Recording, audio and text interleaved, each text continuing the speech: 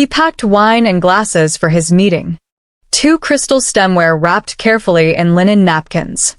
A wool blanket I'd never seen before, folded with the kind of precision that comes from wanting to impress someone.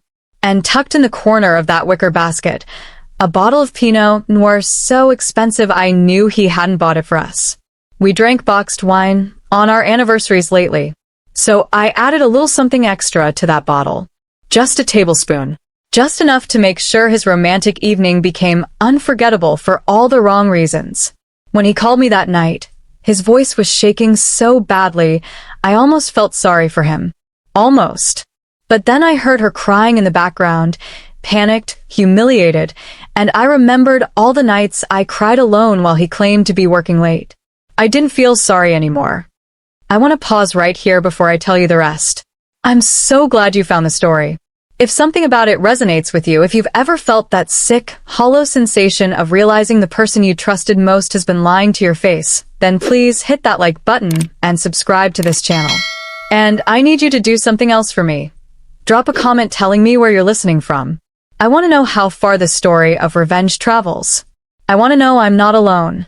And I want you to know you're not either. Now, let me take you back to where it all started to unravel. It was a Thursday evening in late September. I remember because Thursdays were supposed to be ours, the one night Stephen promised he'd be home for dinner. But lately, our Thursdays had become just another evening of excuses and microwaved leftovers eaten alone. I was in the bedroom folding laundry when I heard the shower running longer than usual. That's the first thing that fell off. Stephen was a 5-minute shower man. Efficient. Mechanical. But tonight, I heard the water running for 15, maybe 20 minutes. And when he emerged from the bathroom, a cloud of steam followed him, along with a scent I hadn't smelled in years. That cologne. The one I bought him for our 10th anniversary. The smoky, woodsy one that cost more than I wanted to admit. He'd worn it exactly twice. Once when I gave it to him, and once to his company's holiday gala where I wasn't invited because it was just for partners. He never wore it for date nights with me. Not anymore. We didn't have date nights anymore. But tonight, he was wearing it. I watched from the corner of my eye as he stood in front of the mirror, spending actual time on his appearance. He gelled his hair, something he only did for court appearances or important meetings. He selected the silk tie I'd given him for our anniversary 2 years ago, the deep burgundy one with the subtle pattern. I'd been so excited when I bought it. I imagined him wearing it to a nice dinner, the two of us dressed up, feeling like the couple we used to be. He'd never worn it. Not once. It had hung in his closet with the tags still attached until 6 months ago when I finally cut them off in a fit of anger he never even noticed. But tonight, he was wearing it. Big meeting? I asked, keeping my voice light, casual. I didn't look up from the laundry. I'd learned that asking too many questions made him defensive. Client dinner, he said smoothly, adjusting the tie in the mirror. Peterson case. Might run late. Don't wait up. Peterson case. He'd used that excuse 3 times this month alone. I wondered if there even was a Peterson case, or if Peterson was just a convenient fiction he'd created to cover the hours he spent away from home. Okay, I said simply. Drive safe. He kissed my forehead on his way out, a gesture so mechanical it felt like checking a box on a list, and I heard his footsteps retreat down the stairs. The front door opened. Closed. The lock clicked, and something in my gut twisted. I couldn't name it at first. Just this creeping, cold sensation that something was wrong. Very wrong. It wasn't just the cologne or the tie or the extra care with his appearance. It was the way he'd avoided eye contact. The way his voice had that too bright quality people get when they're lying and trying too hard to sound normal. I stood at the bedroom window and watched his car pull out of the driveway. Watched the taillights disappear down our quiet, tree-lined street. And instead of going back to my laundry, instead of pouring a glass of wine and settling in for another lonely evening, I found myself walking down the stairs. Through the kitchen. Into the garage. The overhead light flickered on with a hollow buzz. Stephen's second car, the one he drove on weekends, sat in its usual spot. I moved toward it slowly, my heart beating harder with each step. I didn't know what I was looking for. Maybe I was hoping to find nothing. hoping my instincts were wrong. I tried the trunk. It opened. And there, illuminated by the garage's harsh fluorescent light, was everything I needed to see. A wicker picnic basket, expensive looking, the kind you'd buy from a boutique store, not a department store. Inside it, 2 crystal wine glasses wrapped carefully in cloth napkins. Our good napkins, the ones I saved for special occasions. A soft wool blanket in charcoal gray, folded with precision. And nestled in the center like a centerpiece to someone else's romance, a bottle of Pinot Noir. I lifted it carefully. Ridge Estate. Single vineyard. The kind of bottle that costs $70, maybe $80. We hadn't shared a bottle of wine that cost more than $15 in 3 years. The realization hit me like ice water flooding my veins. This wasn't a client meeting. This was a date. My husband was taking someone else on a romantic picnic, with wine I didn't pick, glasses from our home, and effort he hadn't given me in years. I stood there in the cold garage, holding that bottle, and I felt something shift inside me. The shock crystallized into something sharper, clearer. Stephen hadn't just stopped loving me. He'd started loving someone else. And he'd been stupid enough to leave the evidence in our garage. I need you to understand something before I tell you what I did next. I need you to know who Stephen and I used to be. Because standing in that garage, staring at evidence of his betrayal, I wasn't just mourning the present. I was mourning 17 years of a life I thought we were building together. We met at a community fundraiser in the spring of 2008. I was volunteering at the silent auction table, and he came over to bid on a weekend getaway package. He was charming in that easy, confident way, the kind of man who could make you feel like the only person in the room even when it was crowded with 100 people. He had this laugh that felt genuine, warm. When he asked for my number, I gave it to him, without hesitation. Our first date was coffee that turned into dinner that turned into walking through the city until midnight, talking about everything.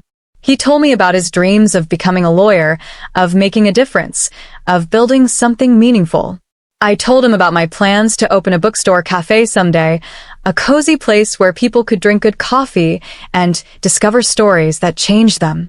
We got married 2 years later in a small ceremony at my mother's church. His family came up from Atlanta.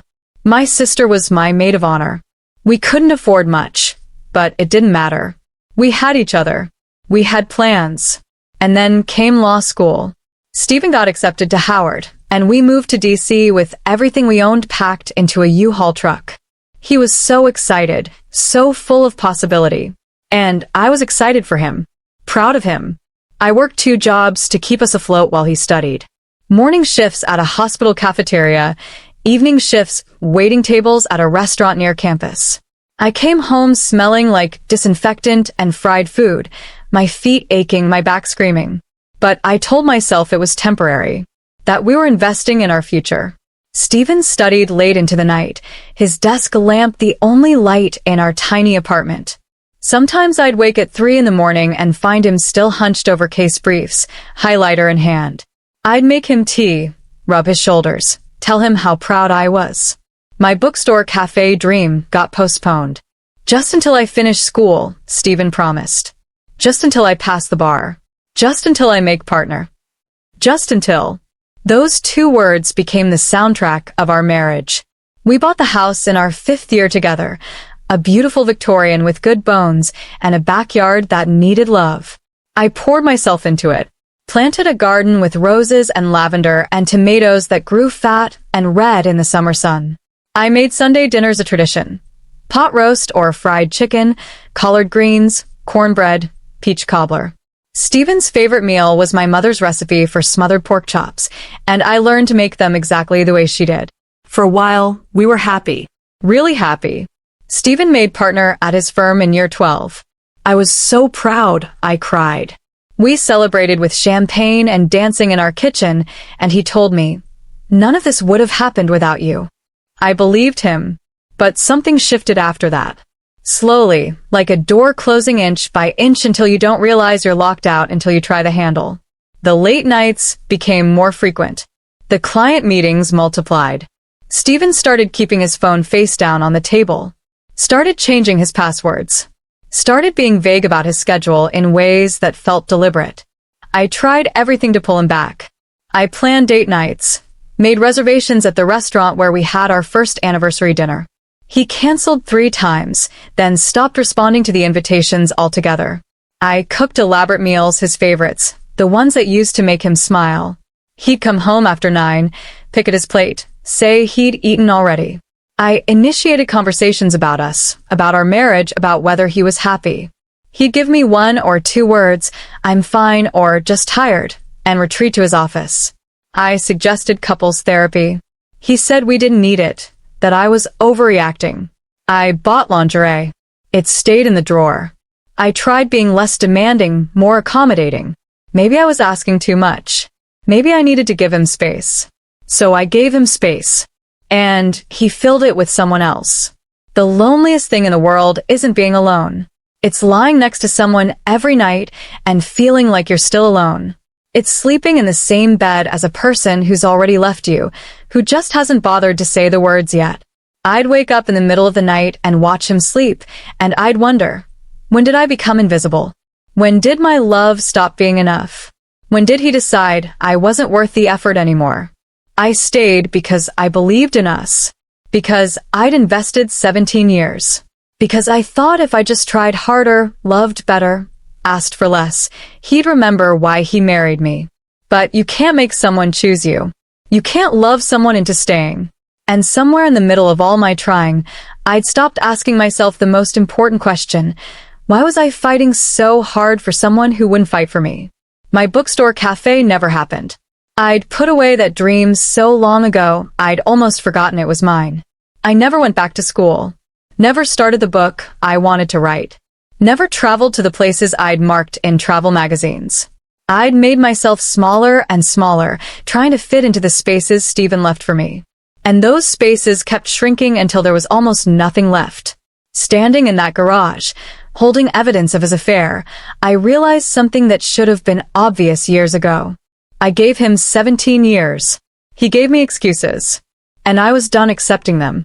I didn't confront him that night. When Stephen came home at 1 in the morning, shirt wrinkled, tie loosened, smelling faintly of perfume that wasn't mine, I pretended to be asleep. I lay there in the dark, listening to him undress quietly, slip into bed beside me, and fall asleep within minutes. No guilt kept him awake. No conscience disturbed his rest. That told me everything.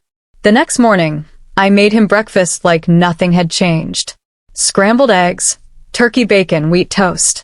He ate quickly, scrolling through his phone, barely looking up to thank me before he left for work. The moment his car pulled out of the driveway, I became someone I'd never been before.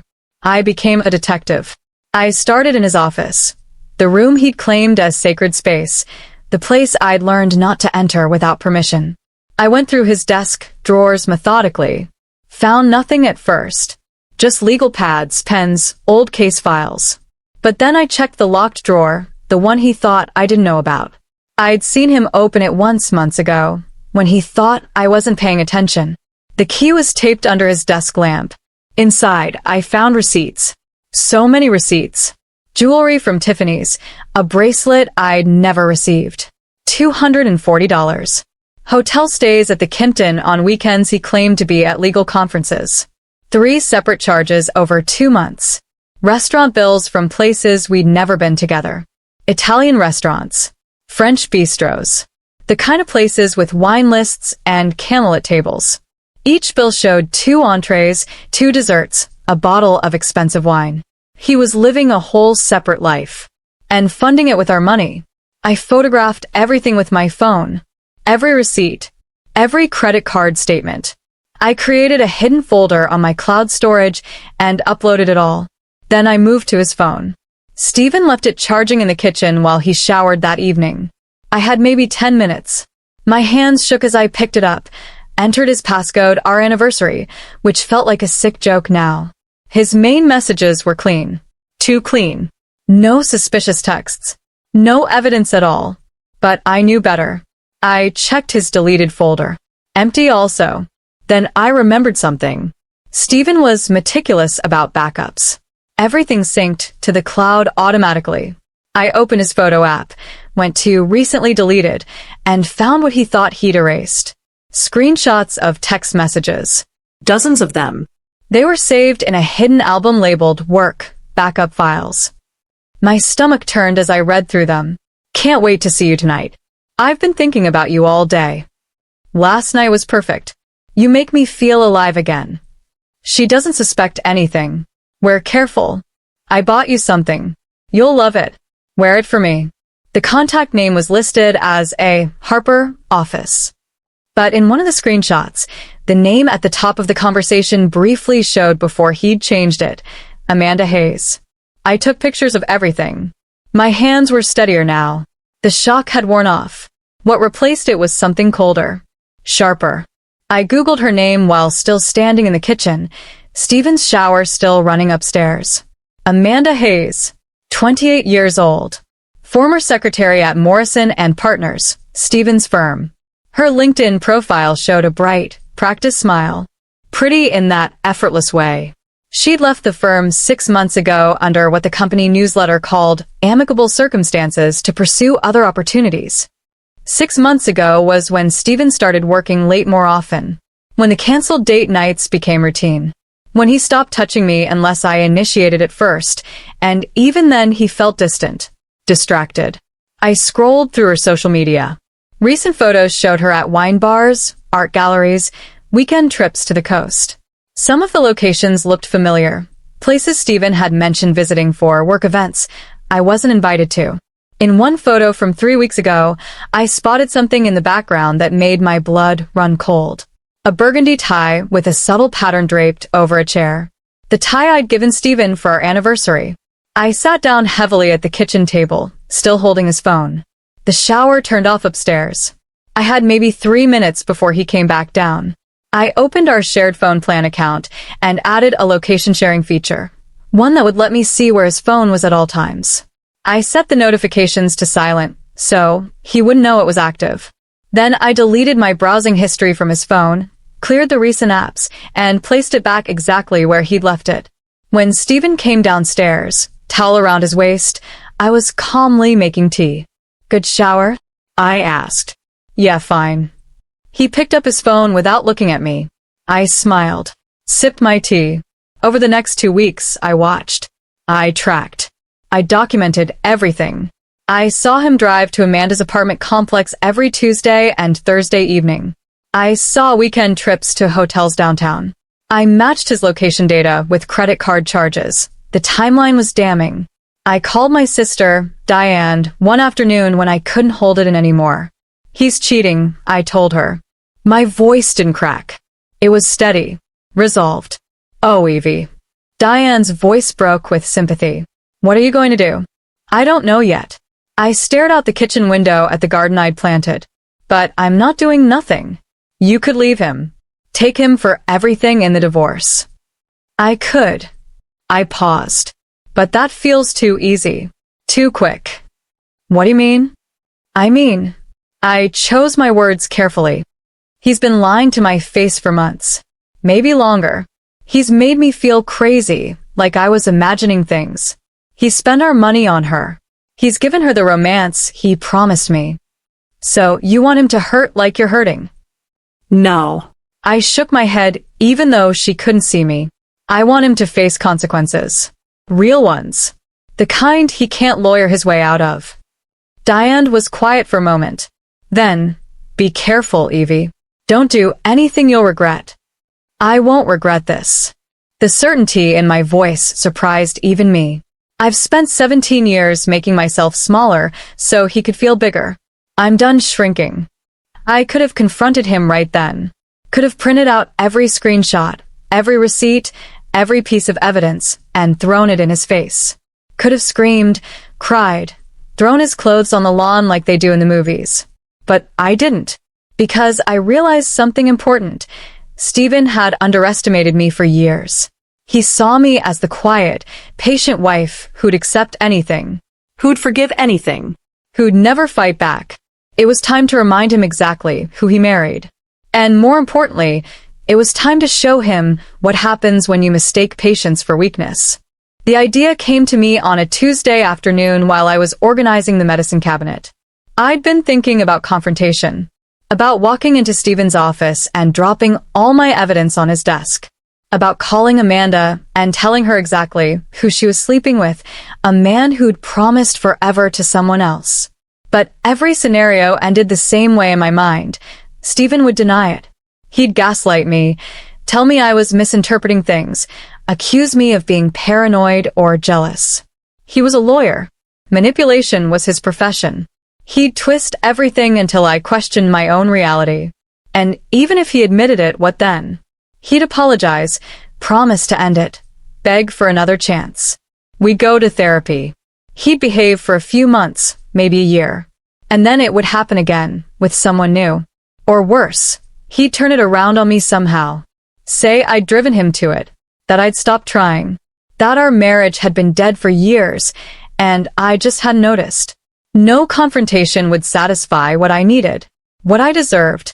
I needed him to feel something real, something he couldn't argue away or minimize or blame on me.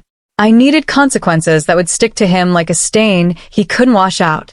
That's when I saw the bottle of milk of magnesia on the shelf, and the idea crystallized.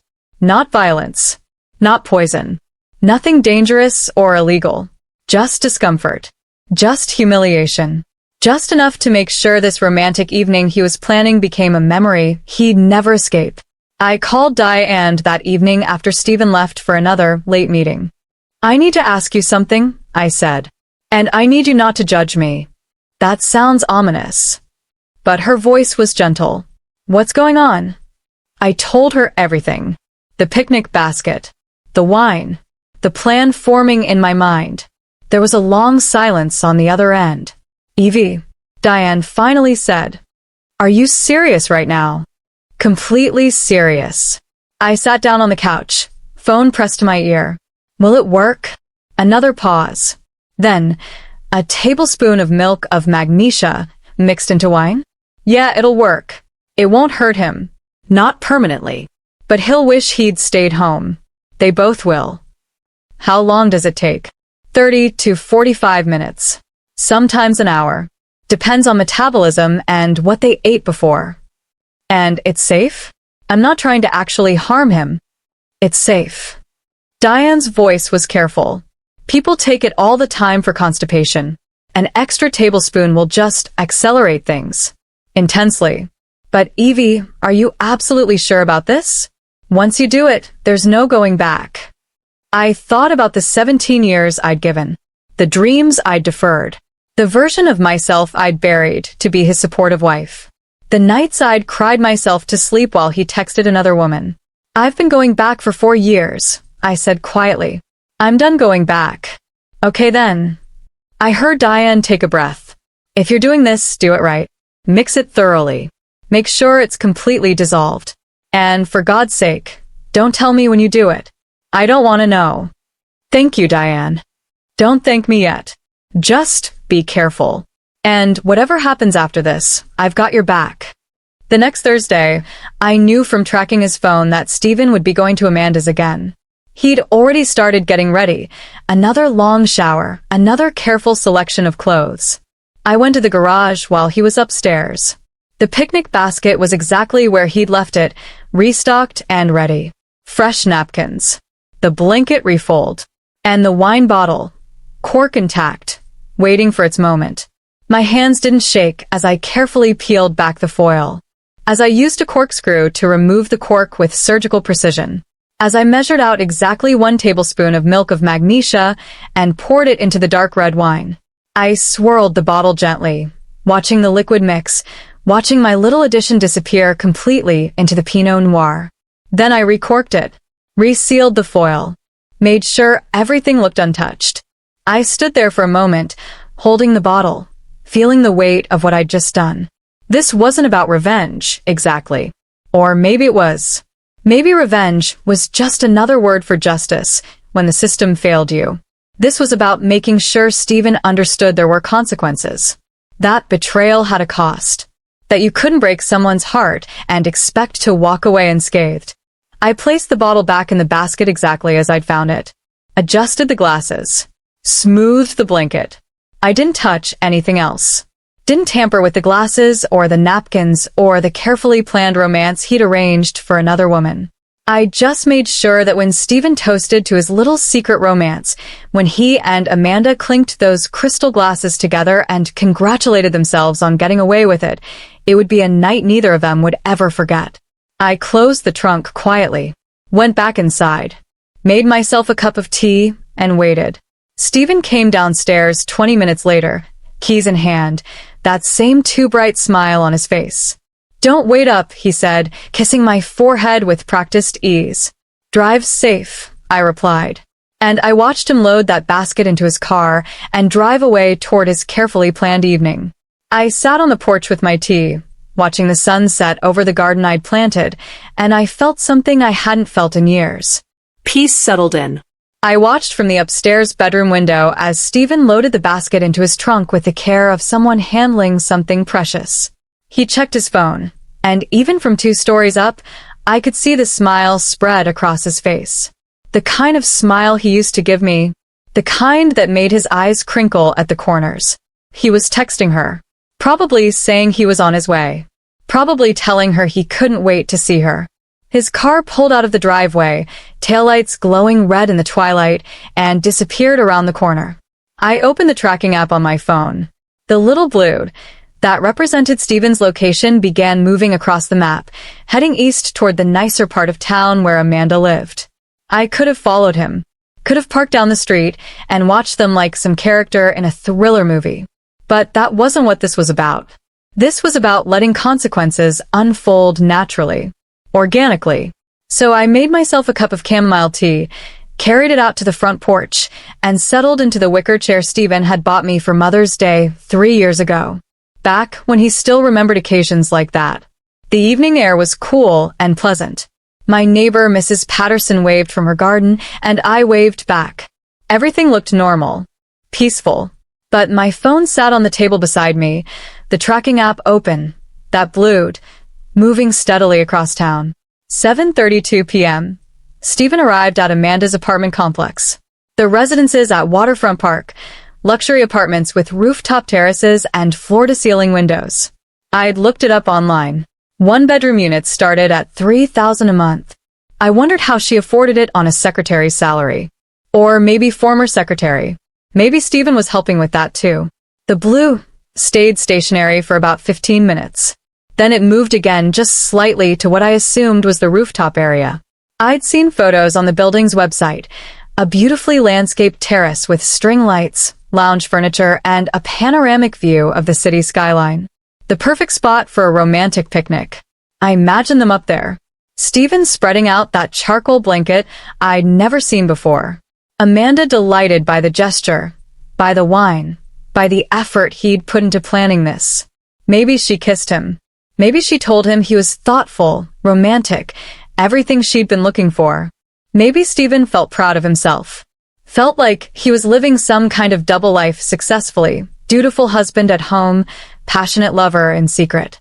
Maybe he opened that bottle of wine with a flourish, poured it into those crystal glasses with care.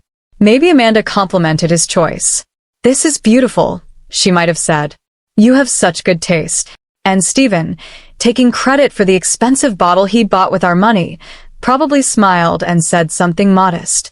Something charming. They would have toasted. To them. To stolen moments. To whatever future they imagined together. And they would have drunk deeply, savoring the moment, believing they'd gotten away with something. I sipped my tea and checked the time. 7:58 p.m. The blue hadn't moved. I pictured them lying on that blanket now, looking up at the stars beginning to appear in the darkening sky. Maybe Stephen had his arm around her. Maybe they were making plans for next week, next month, some fantasy future where I didn't exist or didn't matter. 8:23 p.m. Still stationary. I refilled my tea. The night was getting cooler. I should have grabbed a sweater, but I didn't want to miss anything. Didn't want to look away from that blued. 8:47 p.m. This was when things should start getting interesting. I knew the timeline. Diane had explained it. 30 to 45 minutes after ingestion, maybe an hour depending on various factors. But once it started, It would be intense. Urgent. The kind of urgent that doesn't give you time to be graceful or composed. 8:59 p.m. The Blued was still there, but now my phone showed no movement at all. Completely stationary. Like they were frozen in place. I imagined the moment of realization. The first cramp. The sudden, unmistakable signal from their bodies that something was very wrong. Maybe they thought it was something they ate earlier. Maybe they tried to ignore it at first, tried to push through, not wanting to ruin the mood. But milk of magnesia doesn't negotiate. It doesn't wait for a convenient moment. 9:12 p.m. Still no movement from the Blued. I imagine the panic now. Two people who desperately needed a bathroom. Probably at the same time. Amanda's apartment had one bathroom. Maybe two if it was a luxury unit. Either way, not enough. 9:31 p.m. My phone buzzed with a notification.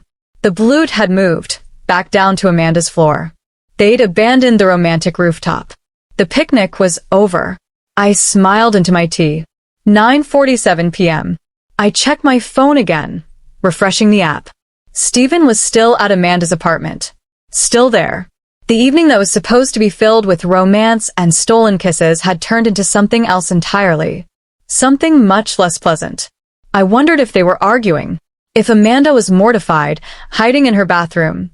If Stephen was equally incapacitated, sweating and miserable. I wondered if they'd figured it out yet. If Stephen suspected anything, or if he just thought they'd gotten unlucky with bad wine or food poisoning. I wondered if this would be the last romantic evening he'd ever plan with her. The porch light next door flickered on. Mrs. Patterson was bringing in her garden tools. Life continued normally all around me while across town. Stephen's carefully constructed double life was literally falling apart. 10 o'clock came and went. The Blue still hadn't moved beyond Amanda's building. Then, at 10:15 p.m., my phone rang. Stephen's name flashed on the screen. I let it ring twice. 3 times. Let him sweat a little more. Then I answered, keeping my voice calm and curious. Hello, Stephen? Evelyn. His voice was shaking so badly, I almost didn't recognize it. Evelyn, I need you to come help me. Something's wrong. Something's really wrong. I took a slow sip of my tea, now cold, and let the silence stretch for just a moment. What's wrong, Stephen? My voice was calm. Steady. Where are you? I'm at a colleague's place. We had dinner together, and now we're both sick. Really sick. I don't know what happened, but something we ate or drank must have been bad. In the background, I heard retching. Then a woman's voice, high-pitched and panicked. Stephen, I can't hold it anymore. Oh God, not again. Amanda. That was Amanda. Both. I interrupted, my tone innocent. Curious. Who's we, Stephen? The silence that followed was beautiful. I could practically hear his mind racing, scrambling for an explanation that would make sense. That would preserve his carefully constructed lie. I told you, a colleague from work. We had a business dinner, and now we're both dealing with what must be food poisoning. The restaurant must have served us something contaminated. More background noise cut him off. A door slamming. Amanda's voice again, but distant now. The bathroom's occupied. Stephen, what am I supposed to do? Use the other one. Stephen shouted back, his voice raw with desperation. There is no other one. Amanda's response was almost a wail. This is a one-bathroom apartment, remember? I heard something crash. Maybe a lamp. Maybe Amanda stumbling into furniture in her rush. Then another voice, male, from further away. Y'all all right in there? I heard all kinds of commotion coming from this unit. A neighbor. Someone from another apartment had noticed. We're fine, sir. Stephen called out, but his voice was strained, unconvincing. Just a little stomach bug. Nothing serious. Please, we just need some privacy. You sure about that? Because my wife said she saw the woman from Forby running down the hallway looking real distressed. Looked like she was about to pass out. Should I call somebody for you? No, please don't. Stephen's voice climbed higher. We don't need an ambulance or anything like that. We're handling it. Just please go back inside. But I could hear more voices now. The commotion had drawn attention. In a luxury apartment building where everyone knew everyone, this kind of scene didn't go unnoticed. A woman's voice, different from Amanda's. "Hold on, is that Stephen Washington? The attorney from Morrison and Partners." "Oh my God." Amanda moaned in the background, her voice thick with mortification. "Oh my God, people are out here watching this. Everyone just needs to go back to their own apartments." Stephen was shouting now, all pretense of control abandoned. "This is a private matter. There's nothing to see here." But there was everything to see. I could picture it perfectly. Stephen, a respected attorney, standing in the hallway of his mistress's apartment building, both of them clearly in distress, neighbors gathering with phones probably already recording, his carefully maintained reputation crumbling in real time. "Evelyn," he said, coming back to the phone, his voice breaking. "Evelyn, please, I need you to come get me. I can't drive like this. I'm in no condition to get behind the wheel." "Come get you?" I repeated slowly. "From your work event?" "Yes, from the work event." He caught himself immediately. "No, wait, I mean from my colleague's place. She lives nearby, and we thought it would be easier to meet here before dinner." "From where exactly, Stephen?" My voice was still calm. "Still pleasant. Tell me the exact address, and maybe I'll consider it." Another crash in the background. Amanda crying, no longer trying to hide it. This is humiliating. This is absolutely humiliating. Everyone in the building can hear us. "Is that a woman, Stephen?" I asked, though I knew exactly who it was. "That doesn't sound like a male colleague to me." "It's just the colleague I mentioned. She's the one who gave me a ride here. She's sick too. We're both going through this." "To her apartment?" I finished for him. "She gave you a ride to her own apartment for a business dinner? How remarkably convenient." "Evelyn, please listen to me." He was begging now, all dignity gone. "I know how this must sound, but I can explain everything. Just come get me, and we'll talk about it at home." "Can you though?" I stood up from the porch chair, carried my cold tea to the railing. The night was beautiful. Clear. Peaceful. "Can you explain the picnic basket in your trunk? The wine glasses wrapped in our good napkins? The expensive bottle of Pinot nor I never saw you purchase?" The silence on the other end was absolute. I'd never heard Stephen truly speechless before. Not in 17 years of marriage. He always had words. Always had an argument, a defense, a way to spin things. But now there was nothing. Just his ragged breathing, and the chaos continuing behind him. Someone in the background, maybe the same neighbor, said loud enough for me to hear, "That's definitely Stephen Washington. I saw him at that charity gala last month with his wife. That woman in there ain't his wife." "Oh God." Amanda's whimper was clear even through the phone. "Oh God, this can't be happening." "Evelyn," Stephen tried again, his voice small now. Defeated. "How did you know about that?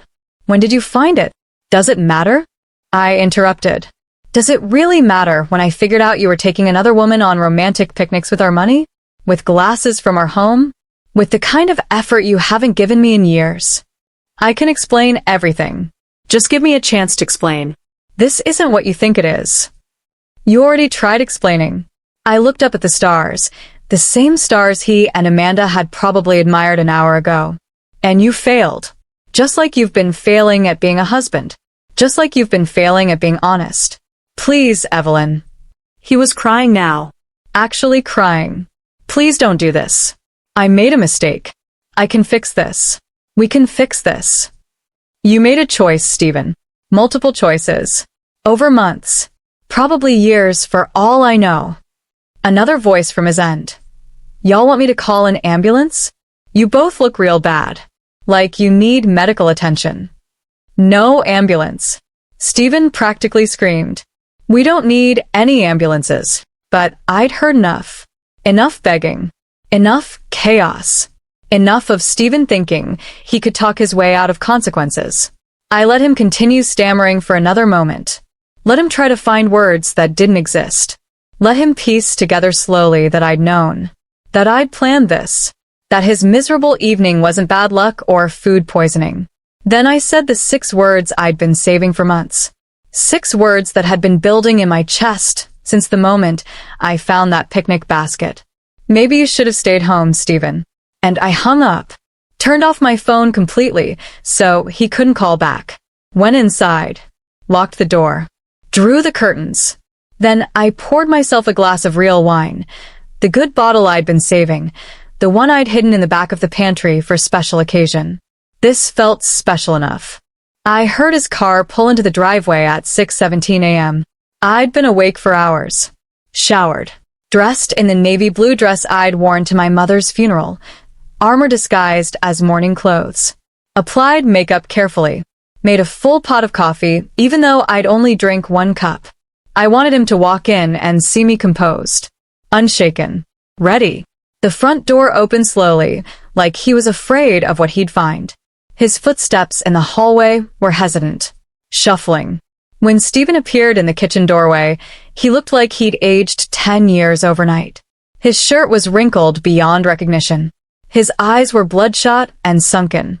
His skin had a grayish pallor that would have concerned me once upon a time. He smelled like sweat and humiliation and something sharper, the sour scent of fear. I sat at the kitchen table, coffee cup in hand, and didn't say a word. An envelope sat in front of his usual chair.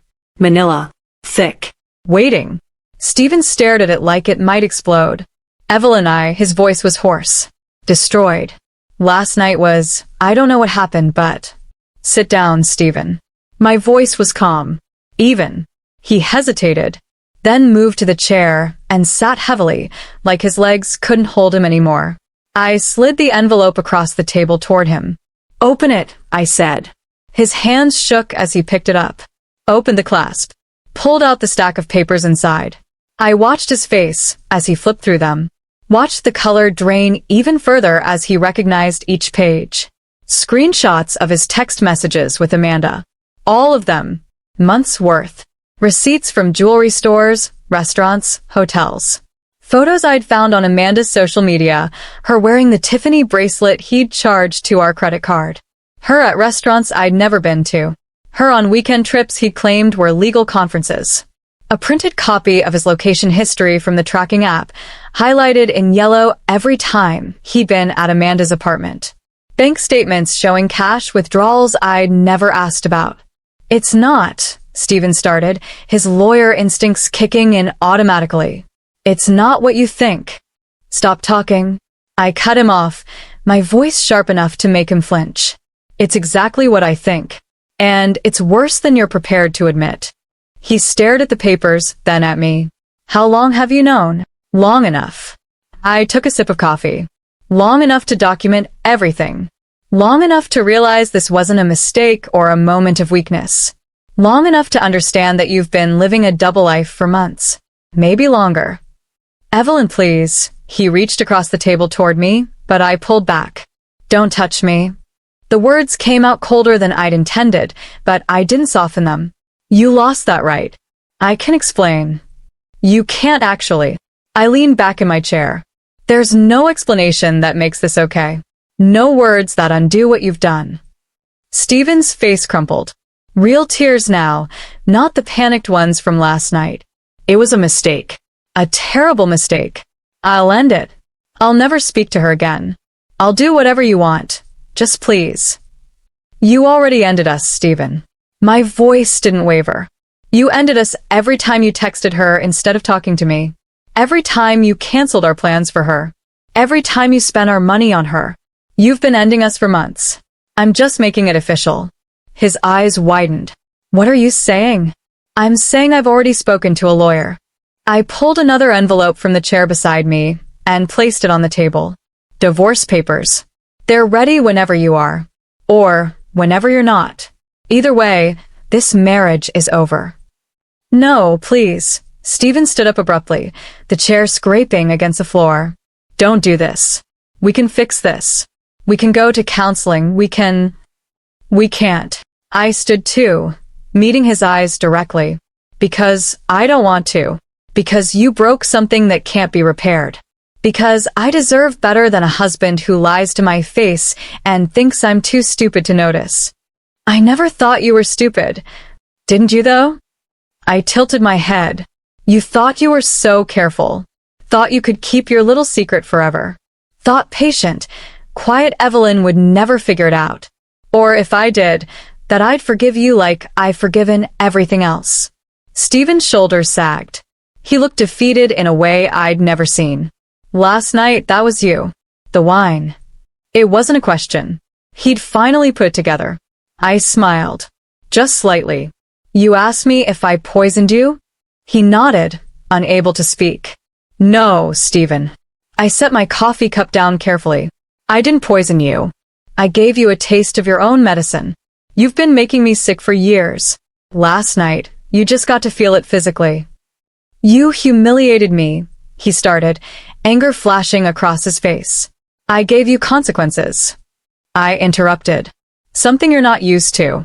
Something you thought you'd never face because you'd married someone too nice, too forgiving, too devoted to ever push back. Amanda wants nothing to do with me now, he said, his voice breaking. She sent an email this morning. She was mortified. People in her building recognized me. Someone probably posted it online. My reputation. Your reputation? I actually laughed. Brief.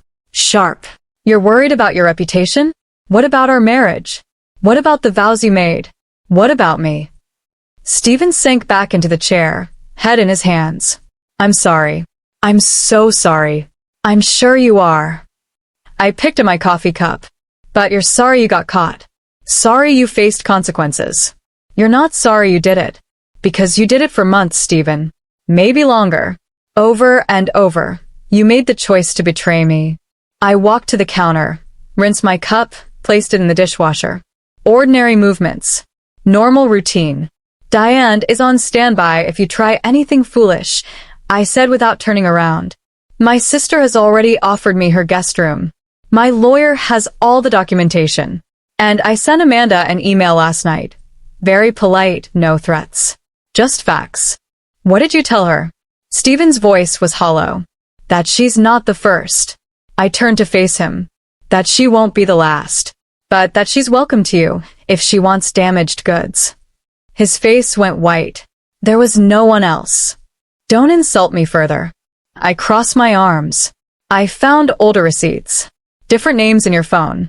Different patterns. Amanda was just the most recent. Or maybe she was overlapping with someone else. Honestly, I stopped caring about the details. Stephen looked like he might be sick again. You have until Monday to find somewhere else to stay, I said. This is my house. I want you out. Evelyn, please. We're done, Stephen. I walked past him toward the doorway.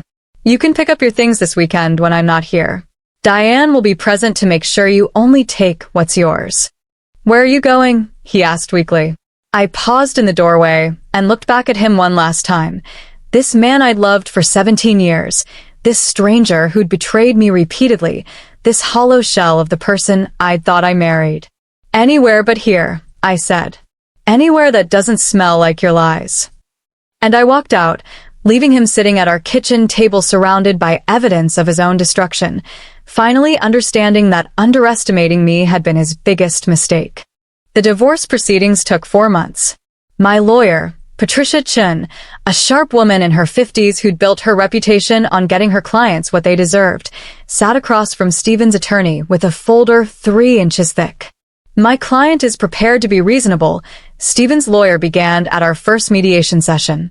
Patricia smiled, opened the folder, slid the first set of documents across the table. So is mine, she said. Reasonable would be acknowledging that your client committed adultery, used marital funds for his affairs, and caused significant emotional distress to my client over an extended period. Stephen's lawyer paled as he flipped through the evidence. The text messages. The receipts. The timeline Patricia had constructed showing a pattern of behavior spanning at least 18 months. We'd like to negotiate, he started. No negotiation. Patricia's voice was firm. Mrs. Washington keeps the house. She gets 60% of marital assets. Mr. Washington covers all legal fees. These terms are generous considering what we could pursue. I sat there quietly, watching Stephen squirm in his chair. He looked smaller somehow. Diminished. The confident attorney who'd once commanded courtrooms now couldn't meet anyone's eyes. His lawyer requested a recess, came back an hour later and accepted the terms. Stephen signed the papers without a word. Later, I heard through mutual acquaintances that Amanda had ended things with him the week after our confrontation. She'd sent him a brief email, professional, distant, explaining that she couldn't be with someone who'd so thoroughly destroyed his own life. That the humiliation of that evening, of being recognized, of becoming gossip in her building, had been too much. She wasn't interested in being the other woman publicly. She'd wanted the romance, the excitement, the fantasy. Not the messy reality of a broken marriage and a man who'd proven himself untrustworthy. Stephen had lost everything. His marriage, his mistress, his reputation in certain circles, even some professional opportunities. Apparently word had spread about his incident at the luxury apartments, and at least one major client had quietly moved to another firm. I should have felt vindicated, triumphant. Instead, I just felt tired. And then slowly, I felt something else. Free at last. Diane came over one evening in late October, about 6 weeks after Stephen had moved out. We sat on the porch with mugs of hot cider, wrapped in blankets against the autumn chill. "How are you really doing?" she asked. I thought about it. Really thought about it. "I'm okay," I said. "Some days are harder than others. I wake up and forget for a moment. Then I remember and there's this weight. But it gets lighter each time." "Any regrets? About the divorce?" "No, never." I pulled the blanket tighter. "About staying as long as I did? Maybe a few." "You loved him," Diane said gently. "That's not something to regret." I did love him. I looked out at the garden, now preparing for winter. But I loved a version of him that stopped existing years ago. I just didn't want to admit it. "What do you think you'll do now?" I'd been asking myself that question for weeks. What does freedom look like when you've spent 17 years defining yourself by someone else? I paused. I think I'm going to go back to school. Finish my degree. Maybe take some business classes. Diane's face lit up. The bookstore cafe? Maybe something like it. I smiled. I've been thinking about it a lot. About all the dreams I put on hold. All the versions of myself I never became, because I was too busy being Stephen's wife. "It's not too late," Diane said firmly. "You're 47, not 97. You have time." She was right. I had time. Time I'd reclaimed from a marriage that had been over long before I'd found that picnic basket. Over the next few months, I did something I hadn't done in years. I reconnected with myself. I enrolled in community college for spring semester. Business management and creative writing. 2 classes that felt like coming home. I started going to a book club that met at the library every Tuesday. Made friends with women who knew nothing about my marriage, my divorce, my past. Who just knew me as Evelyn, the woman who always had thoughtful insights about the novels we read. I reconnected with old college friends I'd lost touch with. Had long phone calls that ended in laughter instead of polite updates. I learned that I actually enjoyed living alone. That silence wasn't loneliness. That peace was worth more than companionship that cost me my sense of self. By January, I'd made a decision. The house held too many memories. Too many ghosts. I needed somewhere that was entirely mine. Somewhere Stephen had never been. Somewhere I could build a new life without constantly bumping into the old one. I found a 1-bedroom apartment in a converted warehouse downtown. Smaller than the house, but filled with light. Floor-to-ceiling windows. A balcony overlooking the city. Hardwood floors that creaked in a friendly way. It was perfect. Moving day was bittersweet. I walked through the empty house one last time, remembering the couple who'd bought it with such hope. Remembering the garden I'd planted. The Sunday dinners. The life I'd tried so hard to build. But I didn't cry. I just locked the door and drove away toward something new. My first dinner party in the new apartment was small.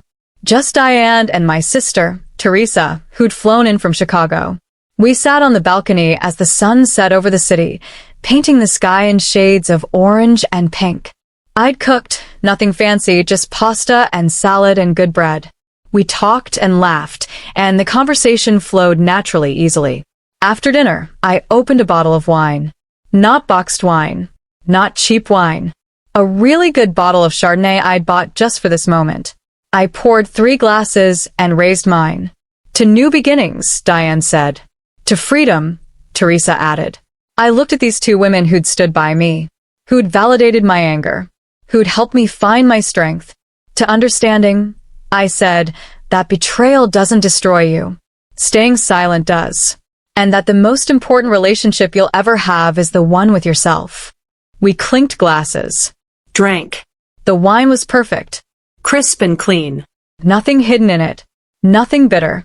Just pure, simple goodness. From my balcony, I could see the city lights beginning to twinkle as darkness fell. Could hear the distant sounds of traffic, of life happening all around me. Could feel the cool evening breeze on my skin. And for the first time in years, maybe in my entire adult life, I felt completely, entirely myself. Not someone's wife. Not someone's support system. Not the woman who sacrificed everything for someone else's dreams. Just Evelyn. 47 years old. Starting over. Reclaiming the life I'd set aside. And it felt absolutely right. 7 months later, I'm standing on my balcony as the sun sets over the city. There's a glass of wine in my hand. Good wine. The kind I'd choose for myself now. And I'm watching the sky turn from gold to pink to deep purple. I want to tell you something. If you're listening to this story, and you've ever felt invisible in your own life, seen but not truly valued, heard but never really listened to, I need you to understand something important. You are not small. You are not weak. And you are not stuck. I spent 17 years believing that patience was a virtue. That enduring was the same as loving. That making myself smaller would somehow make my marriage stronger. I was wrong. Sometimes the people we love most teach us the hardest lesson, that we deserve better than what we've been accepting. Stephen thought I'd never find out about Amanda. Or worse, he thought I'd find out and do nothing. That I'd cry quietly, forgive eventually, and let him continue living his double life because I was too devoted, too invested, too afraid to walk away. But here's what I learned. Silence isn't peace. Patience isn't permission. And staying in something that's killing you slowly doesn't make you strong. It just makes you a volunteer in your own diminishment. So this is for the women who stopped waiting. Who stopped hoping someone else would fix what they deliberately broke. Who stopped accepting crumbs and started demanding the whole meal. This is for anyone who's ever poured their own wine, stood on their own balcony, and toasted to the life they were finally brave enough to reclaim. You don't need permission to choose yourself. You don't need anyone's approval to walk away from what's hurting you. You just need to remember that you're worth more than you've been settling for. Now I want to hear from you. Have you ever had to teach someone a lesson they didn't see coming? Have you ever had to choose yourself when everyone expected you to keep sacrificing? Drop a comment below and tell me where you're listening from. Tell me your story, because you're not alone in this. None of us are. And if my story helped you see something more clearly, if it gave you even a moment of courage or clarity, please hit that like button and subscribe to this channel. Your story matters. Your voice matters. Your freedom matters. Here's to all of us who stopped asking for permission and started living like we deserved better. Because we do. Did you like my story? And what city are you listening from? Let's meet in the comments. Give us a like if you enjoyed this story. Thank you so much for your sweet support. I'm looking forward to your comments on the story. On the screen, you can see 2 new life stories that I highly recommend. There's so much more on my channel. By the way, don't forget to subscribe. It encourages me to keep bringing more stories like this. See you in the next life story.